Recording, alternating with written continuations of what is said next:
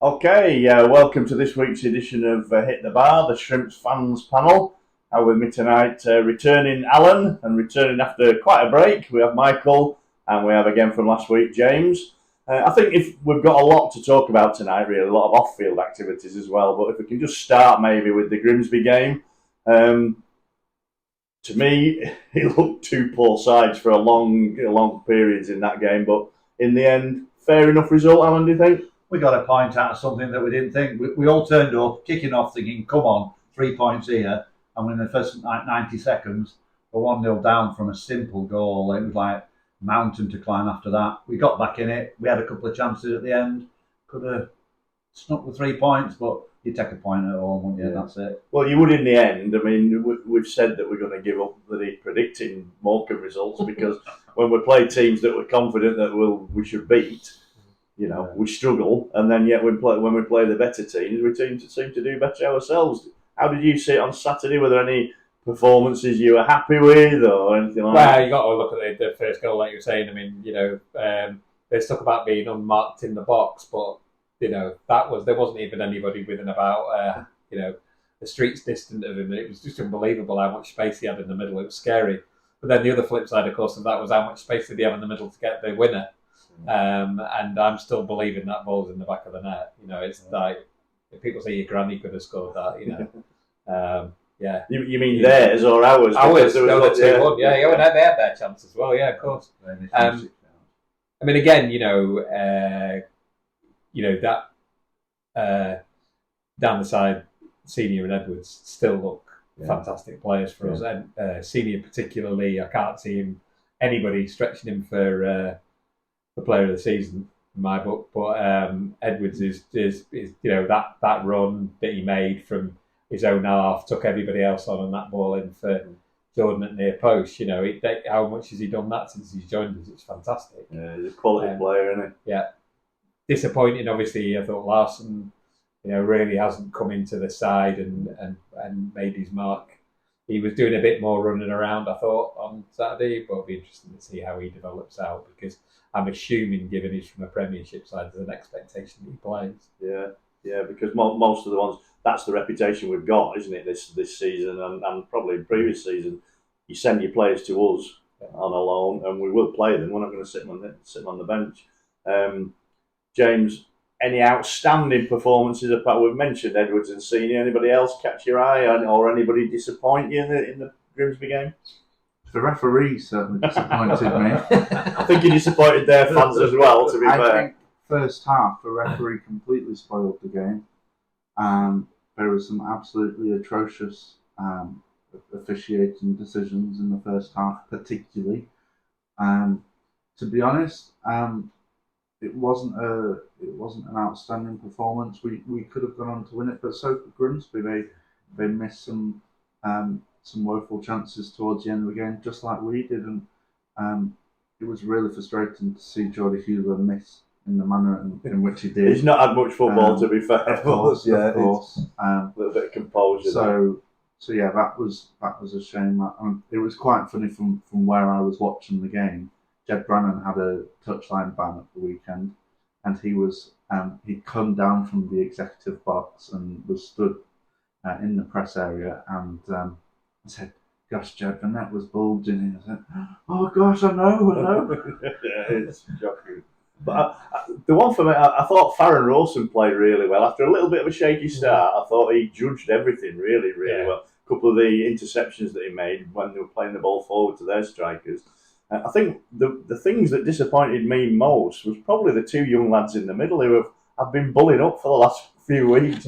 Benny and Adams. I think they've been really good and they showed a bit of an understanding. But on Saturday, although they were reasonably good on the ball, they didn't go and demand the ball. And I think those two can boss them in field if they do that. So a bit disappointed with that one. But yeah, I agree. Second half, Benny gave the ball away a few times. When you're thinking promising positions, he just needed to either turn and lay it back or knock it sideways, and he just got caught in possession a few times, and it put us right on the back foot when we had that momentum.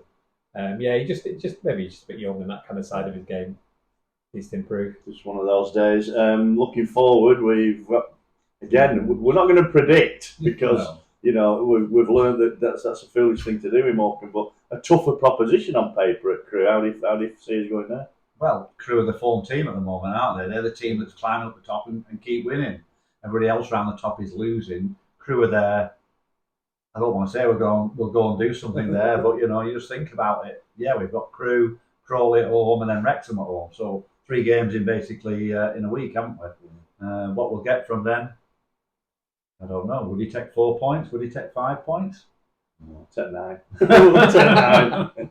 Yeah, I mean, we've got those games coming up, and the last one we mentioned there, James, was the Wrexham game, and of course before that we've got the show of support march. Any more developments on that? Have you got an idea of numbers or anything like that? We've still got some time to publicise it. We've put out a poster just yesterday, and we've put out a press release to local media. So we're hoping that will drum up some publicity. At this moment in time, I don't want to jinx it on numbers, to be honest. I think part of it depends on the weather on the day. Yeah. And a few people have messaged me as well saying, why is it not a protest? And it's like, well, just make of that. You can make it as you want, I think. You don't want to protest, do we, James? It's something positive, I think, don't yeah, it's a case. You've shown the television the last few days. Look at the tennis balls thrown last night at the Blackburn game, and everybody was booing it. Yeah, and it's a case we've seen it in the past. You don't want to protest that could get us in trouble with the EFL. But I think, what do you protest about? We want a new owner, but so does the current owner. So it's not a kind of, I suppose it's not a get out, because he wants to get out, but I think the thing is just to get some publicity that we are for sale and we want a decent owner. One of the things that has been pointed out to us as well is that the need for an independent regulator, and one of the things that you'll probably see at the demonstration is a banner, not produced by the Shrimps Trust, produced and paid for by some other people, that says we need a regulator now, essentially. What would that achieve? What's that for when you say a regulator? Tracy Crouch, when she was Conservative MP, and she's stepping down in the next election, I thought, if you look at anything that the Conservative Party, I'm not going to go into politics, but the one thing, anything that stands out at all about this government is a report on the need for a football regulator. And I think it was an exceptional job because, we've seen all the problems continuously with the Premiership, the EFL, in terms of things from the exceptions of Manchester City at one end with financial fair play, and then people like Bury going bankrupt. And we just can't continue as we are. And the pressure on the demands of football clubs, the gap between what they spend and the reality of their income is so different now. We just need to retrench, and then we actually need football clubs that we're going to turn up and support, but we're also going to be doing that in a year's time, 2 years' time, 5 years' time, 10 years' time. And this is a real challenge because, the football finances are obviously in a terrible, terrible state. And we're going to going back to see more bankruptcies and everything else. And we need a regulation, we need certain control over of how football is operated and run, but in a manner that's sustainable. And maybe even changes things like how ownership works. In Germany, for example, you've got teams like Bayern Munich, which are fundamentally owned by the fans. They're supported by bigger investors and other people, fundamentally owned by fans, where your tickets are reasonably priced, where you get that level of excitement and engagement because people are actually part of that. And football's kind of being taken away from us. This week we're talking about having blue cards and everything else, and the Premiership is now owned by Americans, and they'll dictate to the Premiership what they think entertainment is, and they'll make those. They're going to keep driving those changes, and as soon as it happens in the Premiership, they'll be driven down every league in Europe and right down to our level as well. And there's got to be a stand at some point. And bizarrely, it was a Tory MP who made that, but we need that level of regulation. And going on to finances and stuff like that, the board issued our annual accounts this week. What do we make of that? Was it something that worried you as a fan when you read about that? I think every fan's got to be worried that we're losing one. How much we're in debt over that year. I don't know exactly how it was worked out. 1.5 million we lost in the year. So you're saying you're spending more than you're earning. Well, you can't do that, can you? Just as you said, you've got to be making a viable product and football isn't a viable product at the moment at that level. But it's a case of people are taking loans out. So what's the club? 3 million in debt maybe for last year. How much they're going to lose this year? So therefore, it gives you an idea of what the owner maybe wants out of it. Mike, are we to be worried by that, or is it something that you can see, a positive end to? There's plenty of things to be worried about, and obviously £1.2 million and a lot of that sits in debt on the club's books. Therefore, you've got to pay.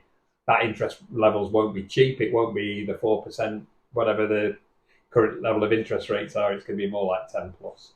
So the club, a pound of every bit of income is going to go back into paying off those debts. I think what the club did really, really well was this week they published a summary of those accounts, like the amount of money that we made from the Tottenham game, and it really shows how a club is reliant on little pots of money for its own survival and existence, and actually when it can be succeed. So if you offset the fact that we lost 1.2 million, if you look at the year before, we actually made a profit of 1.2 million.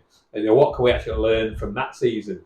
Because you look at people like, who we sold, Carlos Mendes Gomez, Jack Kingdon, and all these other players, is actually the value of our academy to the club and everything else.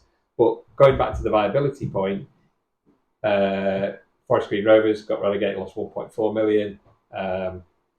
Accrington lost about 1.2, 1.3 million. And Crawley, in the same league as us, lost 4 million last season. These are ridiculous numbers for basically small football teams. I mean, 4 million for a club maybe who had a 4,000 gate is, it's a huge amount of money per head. Somebody can't just keep bailing that out forever. And weirdly, going back to the protest, you're saying to people, go away, Jason, we need a better sugar daddy. It's a bit of a weird argument to have, and I think football needs a bit of a reality check, really. Are we confident that on the back of all this publicity, something might come to us? Have you heard any whispers, James? I mean, just going by what was said at the fans forum, there are interested parties. The board say that the statement that they put out, which was basically a no confidence vote in the ownership, has been a turning point in the sales process, and that the board feel a lot more involved with it, which is good. And it was said at the fans forum that we're not a million miles away from a new owner. So hopefully, I mean, it's been floating around in the media last couple of days, and there was a story a couple of months ago about a Dennis Bergkamp consortium is wanting to look for a club. They were seen in the Morrison's Cafe this morning, weren't they? So it'd be nice to have something like that. And obviously, Glen would prefer an Arsenal-based ownership. His dad was a Tottenham fan, though. Yeah, I mean, and going on to that, at the forum, anything else that took your eye or your ear at that particular evening? I was one of the questions which I pointed out last week that I wanted answering was about contracts for next season, whether they've been able to offer anyone contracts. And the good news is that they've been able to offer, I think it was 7 or 8 players new contracts already. There's 5 players, well, around 5 players with options to extend in the contracts, which could be triggered by appearances, things like that. And also, they're already talking to Nelson Kambeni and Joe Adams' parent clubs about potentially taking them on again on loan next season. Because they are very young, aren't they? So it's something that you could see them having a couple of years on loan before they even appear for the parent clubs. Yeah, well, you look at players we've had in the past, like Adam Phillips. He came back on loan for a second season. Cooney as well. And just look where Adam Phillips is at now. He's doing brilliantly at Barnsley. Scored an absolutely top goal at the weekend. So hopefully we can maintain the fact that we're a good club for developing loan players. And the good thing is that we're starting to develop our own players as well. We've sold Adam Mayer on to Millwall. We've got a couple of decent lads coming through the academy as well. One of which has come on as a sub, Sol Foxakande. So I think the future. I suppose there's 2 things there, and Alan might turn to you, and then we'll probably close it up. But two things: A, that we have players that we think are worth investing in for next season. That's a good sign as a squad sign. But also, if the board are making those kind of offers, they must be confident that there is, at least a short-term future there for the club. Well, I think first of all, you look at the numbers, where we are on the table at the moment. We're safe and secure in terms of our League Two status, so you can make those offers. I think one of the things that that people hopefully now realise with the way the club ended last season with very, very few players on the books was actually probably a good thing for the future of Morecambe Football Club, because you're removing a whole series of League One salaries to actually get yourself in a position to survive and hopefully thrive in League Two. So contracts are really, really important for a club like us. We can't have massive salaries sat at League One level sat in League Two. So it was a big step forward, but it's great that given that that we've got that solidity in League Two, that the quality players that we can start making offers to stay with us, and hopefully they'll stay, because I think the club is fundamentally, we talk about all the other issues around off the field activities, but fundamentally, I don't know what everybody else thinks, but over the last couple of years, it feels like a great place to be.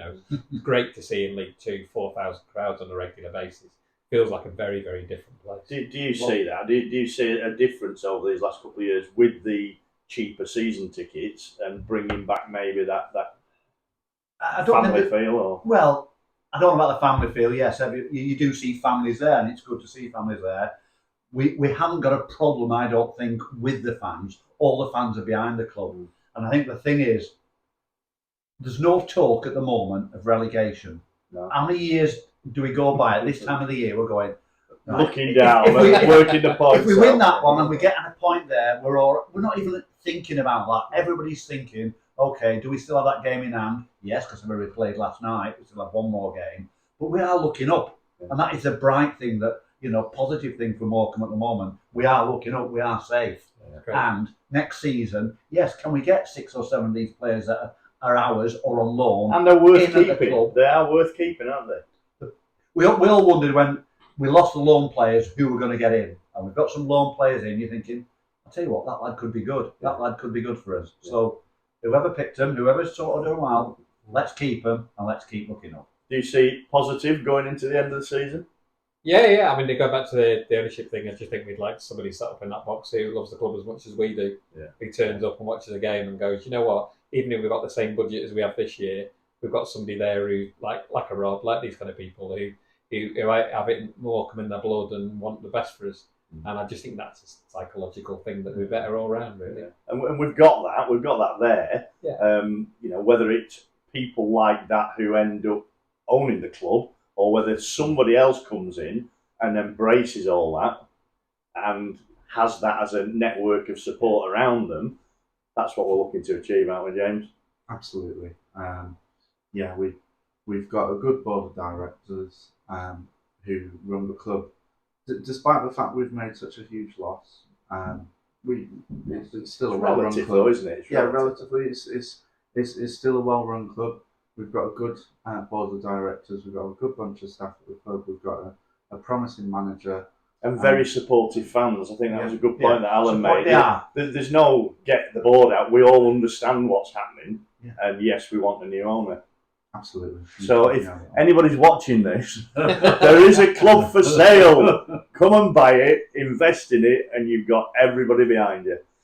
We'll leave it on that positive note, and we'll speak to you next week, hopefully after a couple of victories. Cheers.